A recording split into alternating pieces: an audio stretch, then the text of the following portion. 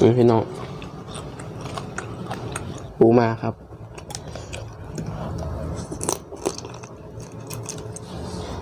สวัสดีพี่น้องทุกคนนะครับเมื่อนี้ก็สิมากินตำบักหุ่งนะครับมันกับบ่แม่นตำบักหุ่งดอกมันเป็นตำรวมมิตรเด้อครับ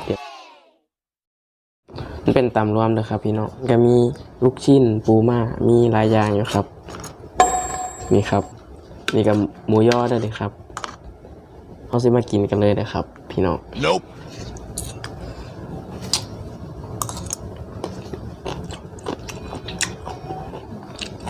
แซ่บครับอันนี้ตำเองนะครับพี่น้องว้าว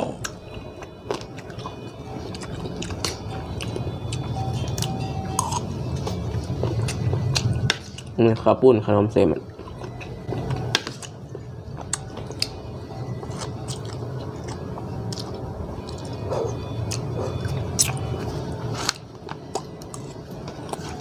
พี่น้อง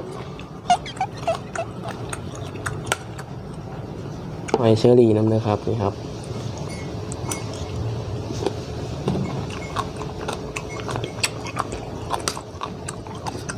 นะครับหอยเชอรี่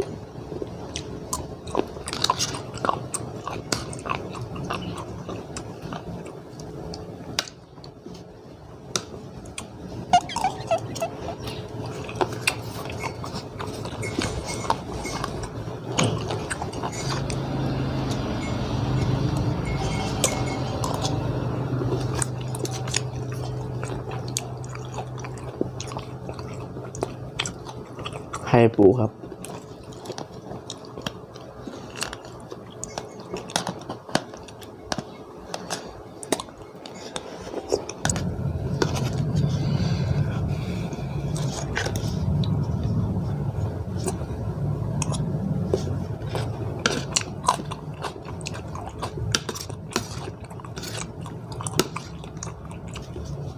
นี่ครับ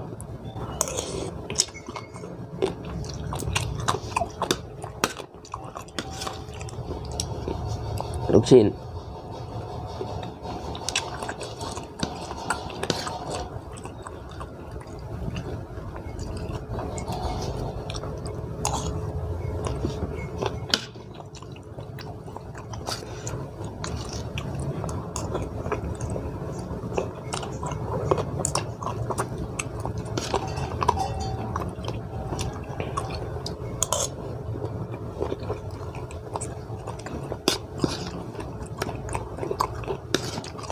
เผ็ดพี่น้อง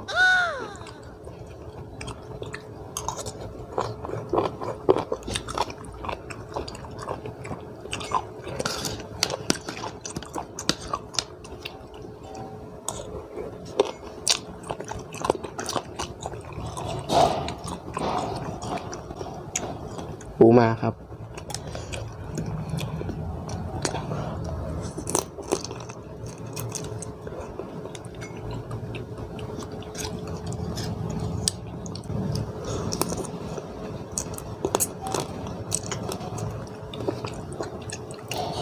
เผ็ดพี่น้องเผ็ด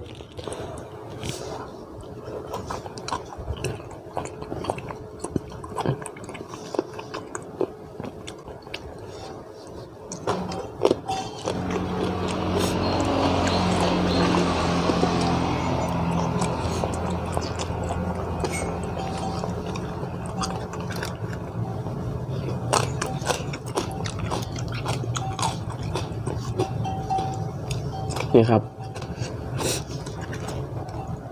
ไข่หอยเชอรี่พี่น้อง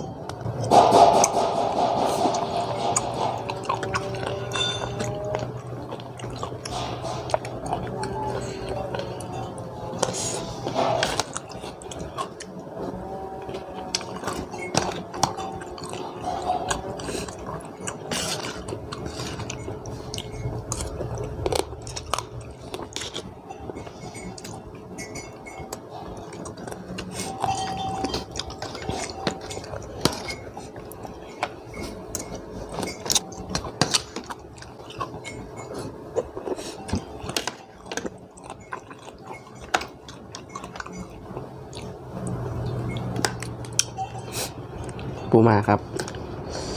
เผ็ ผ็ด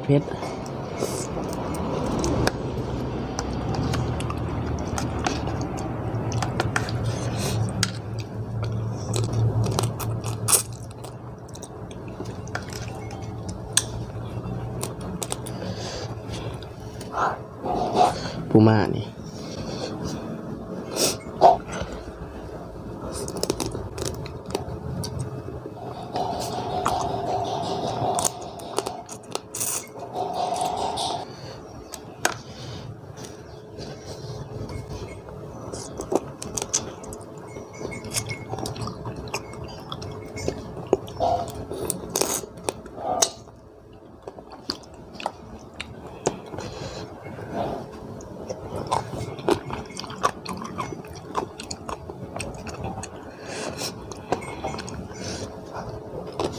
โอ้ยเพจพี่น้องขอจบคลิปเพียงเท่านี้ไว้พบกันใหม่คลิปหน้าเลยครับไปแล้วครับบ๊ายบาย